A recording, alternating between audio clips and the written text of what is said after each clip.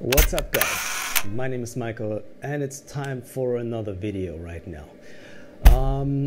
I just did something that I wanted to do for a very long time right now, and I ordered a new Fuji lens. And this new lens is going to replace my good old 14 2.8. And what would be the best choice to choose to replace that lens?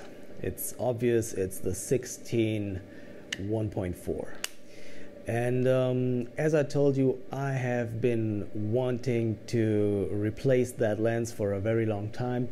I waited for the right time, and this feels like the right time. So I just ordered it.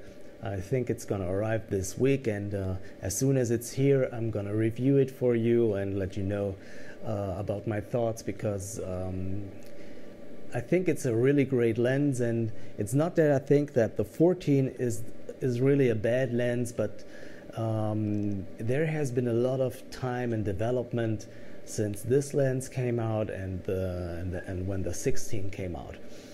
The obvious thing is I think the speed of the lens, the aperture is much better. F1.4 is 4 times more light than 2.8, which is a big deal because I like to shoot in low light and I like to shoot with natural light a lot. And the downside will be its weight and size. You know, this lens is so small, you don't even feel it in your bag. And the 16 is a rather big lens, so I'm gonna be excited about the size, and I'm gonna wonder if this is something that is really a downside, or if it's just something that you get used to. Anyway, let me know if you already own the 16 or if you think about buying it. I'm really excited to review that lens and to give you an update on my favorite Fuji lenses, because I think this will be in my new lineup. I think my new lineup will be the 16, the 23, and the 56.